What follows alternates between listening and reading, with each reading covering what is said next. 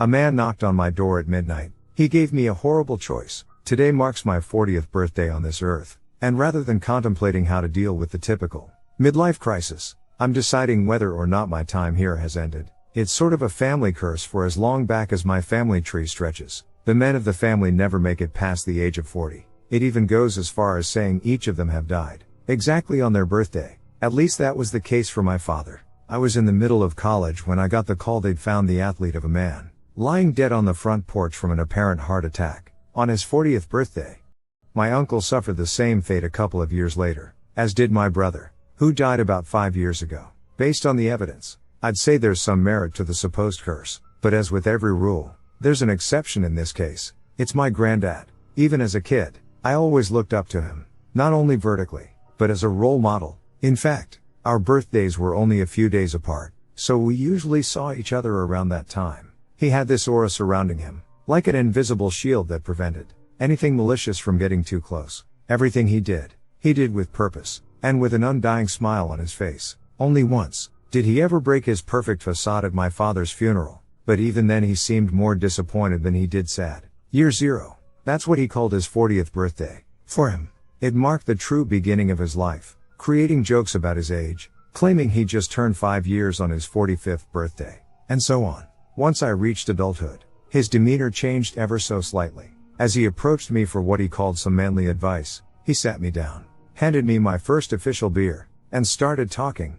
After what happened to your father last year, I'm sure you've been thinking a lot about this so-called family curse. It's not false that all men seem to simply die on their 40th birthday, but it's wrong to call it a curse. In fact, it's more of a blessing in disguise. He took a deep breath before continuing. It's going to sound a bit crazy, but I'll tell you anyway. On your birthday, once you turn 40, a man will come knocking on your door at precisely midnight. Despite the odd hour, you'll feel compelled to let him in. Don't worry, he won't come to harm you. He just wants to talk. And once he has said what he wants to say, he'll offer you a choice. What choice? What's he going to tell me? I asked, confused as to how words could have caused all these deaths. That, I can't tell you. It's something you have to find out for yourself. All I can do is warn you, and tell you to live your life to the absolute fullest, for as long as you can. He never brought it up again. And though it always lingered in the back of my mind, I couldn't bring myself to actually believe it. But I did as he said, and tried to enjoy each aspect of life, believing that once I turned 40, I'd surely perish like the rest of my family. Which brings us to today, my 40th birthday. At precisely 12 o'clock midnight, I awoke to what sounded like 3 soft knocks at the front door. My wife, the lightest sleeper on the planet, didn't even seem to register the intruding noise, while I myself, a usually heavy sleeper, awoke with a startle. I hadn't been sleeping well the days prior to my birthday, anticipating the end of my life, yet unable to believe it. Wearing nothing more than my pajamas, I made my way to the front door. With slight hesitation, I looked through the peephole. On the other side stood a middle-aged man in a suit, with a friendly smile on his face. Mr. Shepherd, he greeted me as he shook my hand. Mind if I come in? Speechless, I could do little more than to gesture for him to enter my home. I'd made up my mind long ago to deny him entrance, yet I felt compelled by his presence. He walked past me and headed straight for the kitchen, seeming to already know the layout of my home, a house I'd inherited from my father. I followed him obediently into the kitchen, and we sat down at the table. He just kept staring at me without speaking a word, his smile never leaving his face. I had a lot of questions, but I couldn't bring myself to ask a single one. We simply sat in silence, looking across at each other, like an awkward and equally twisted blind date. You seem surprised to see me, the man finally said after minutes of silence. I'm assuming you expected my visit. I nodded my head, still unable to speak. Come on, Mark, you have a perfectly functional tongue. At least your wife seems to think so. Don't be embarrassed to use it. Why are you here? I eventually asked. His smile vanished, replaced with an expression of utter confusion. Why I'm here? That's the question you want to start with. Not who I am, or what I did to your father. I didn't respond, and he stared into my eyes, not moving a muscle. As you wish, he sighed. I'm here to talk, to tell you the answers to each and every question you've ever had. Anything you want to know, I will tell you, no matter how stupid or bizarre of a question it is. I promise you nothing but truth. Did you kill my father? Of course not. That's entirely against the rules. I simply gave him a choice, and like all the men in your family, save for your brilliant granddad, he chose to leave. What choice? Ah, Mr. Shepherd, or Mark, Do you mind if I just call you Mark? Before I could answer, he just went on talking. That's the beauty of our little meeting. I will tell you the answer, but not until I believe you're ready. He leaned back in his chair and waited for me to keep asking questions, though from the smug look on his face, I could tell he knew exactly what I'd ask. Who are you? Come on, Mark, you don't really have to ask that. You already know, don't you? I had my theories, and as dumb as I felt they were, it couldn't possibly beat the ridiculousness of the family curse. Are you Satan? I asked nervously. Technically, that's correct, but let's not resort to name calling. I prefer Lucifer. He chuckled. Once again he fell silent, awaiting my next question, but I couldn't organize the thousands of thoughts flowing through my head. You're really bad at this, you know. Not that it makes a difference. I know exactly what you want to know. You don't even have to speak. So, how about we start with something innocent? He stared deep into my eyes, digging through my brain looking for questions I didn't even know I had. You want to know if your ex-girlfriend still thinks about you? Julia. That's her name. Yes. I nodded automatically. She doesn't. And you weren't that special to her. In spite of the pedestal you've put her on, you really should appreciate your wife more. She's far more suited for you. My wife. I'd completely forgotten she still lay upstairs sleeping. As easy as she was to wake up, she'd surely be suspicious of what the hell I was doing awake with a strange man. In the middle of the night, could we maybe go somewhere else? My wife is sleeping. And I said before being cut off, Mark, don't be ridiculous. Your wife can't hear us. Actually, she's a really light sleeper. He stood up from his chair before screaming. Oh Hannah, I'm talking to Mark in the kitchen. I'm just about to tell him all the secrets of the universe. And if you come downstairs I'll tell you too. He then sat back down and listened for any commotion coming from the room. Nothing but silence. I think we're good. By then, most of the adrenaline had settled in my body, and I started to grasp the more advantageous aspect of our conversation. I could ask literally anything, and he'd answer me, but I still needed more proof he was for real. Just before my father died, he told me something I've never told anyone else. I didn't understand it at the time, but when he died the next day I couldn't stop thinking about it. He paused for a moment, giving me just enough time to doubt him. Be a better man than me, Mark, he said, but the voice I heard was the one of my father. My heart raced at the familiarity, and Lucifer just smiled in return. All doubt had been stripped away from my mind, so I decided to ask something more otherworldly. If you're real, then surely God exists as well. Heaven and all that. He looked truly disappointed in my question. Oh, Mark, I'm so sorry. Sorry about what? To answer your question, of course he's real. Him in heaven and the other truly magnificent creations emerging from his holy powers. But you didn't think he actually created you, did you? He didn't. I stuttered. No, not at all. You, humanity, you're nothing more than an unfortunate side effect of God's actual creations. You really think something so horrific could be created by an almighty being? Think about it, Mark. You creatures wage war on anyone even slightly different than yourselves. You hoard all of your ultimately pointless possessions, letting some rot in poverty while some thrive beyond what's even remotely necessary. You kill for fun, and in the end you'll destroy the planet, your own home, just because you're all too selfish to take care of each other. That doesn't sound like something God would create, does it? His words sunk through me, like an anchor had been attached to my soul and tossed into the deepest part of the ocean.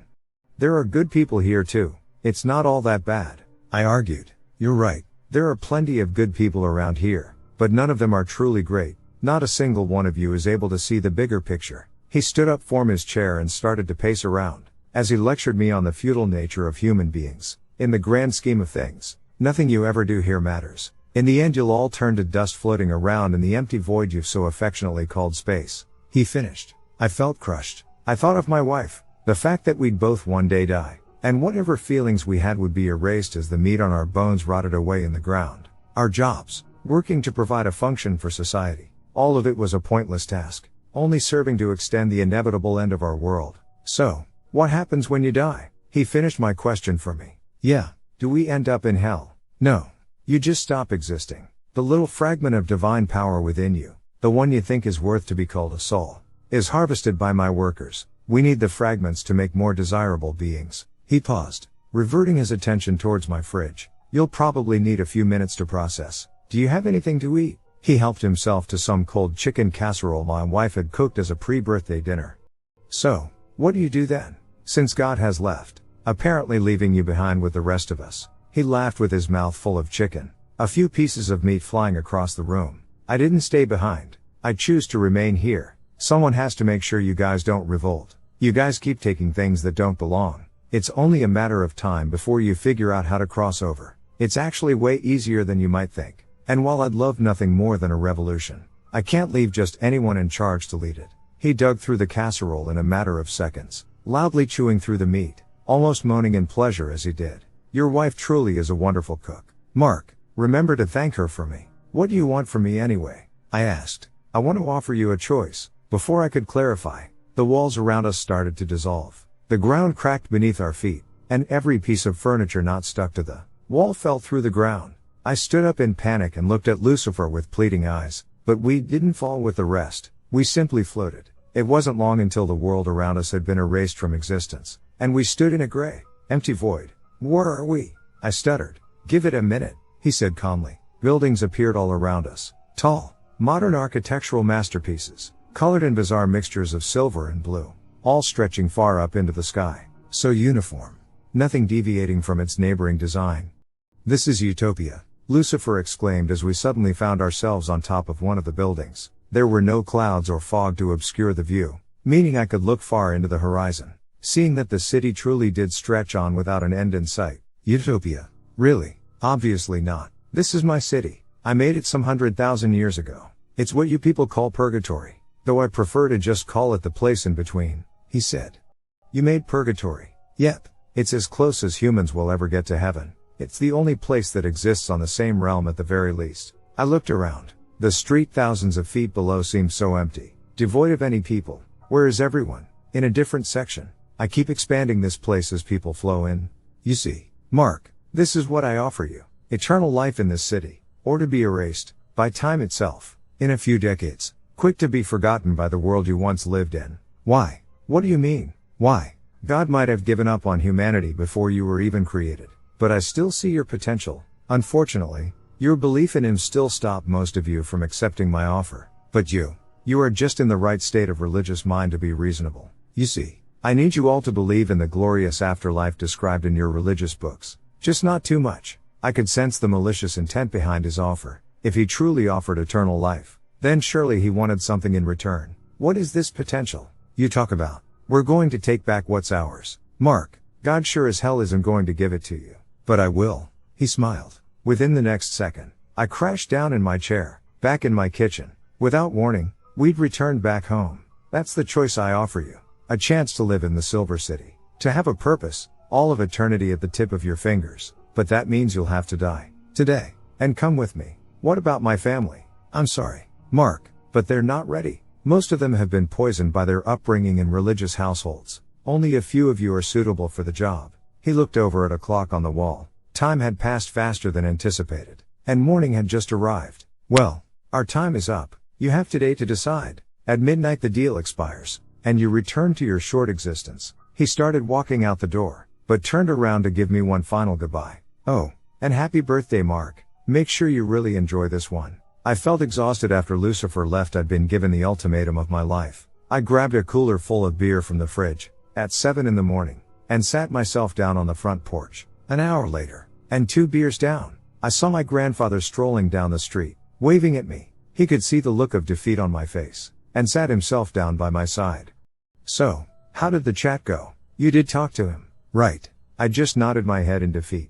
Why did you choose to stay? I asked. He glanced at the cooler behind me before answering. You got another one of those for me, kiddo? He asked. I handed him a cold one, waiting for an explanation.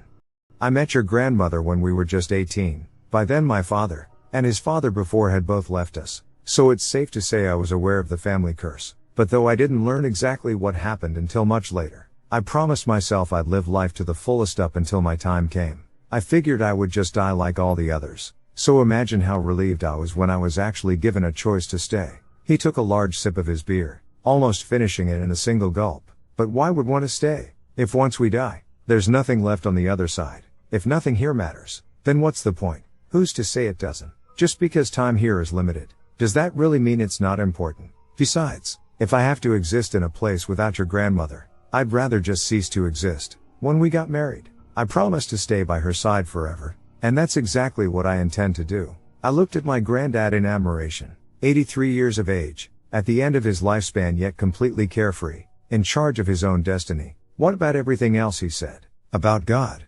humanity, the place in between. He looked at me for a moment, pondering his next words. You make your own purpose, Mark. Don't you ever forget that. We talked until my wife woke up. She made my favorite breakfast. Invite both myself and my granddad inside. She showed a genuine sense of joy, and I envied her. Living life in ignorance of the horrible truth. I smiled as we ate together. The first time since my meeting with Lucifer. He gave me until midnight to choose whether to stay behind and let history wash me away, or to go with him and forever live in the place in between, to serve in a war against God himself. I'll enjoy this day the best I can. After all, it might be my last.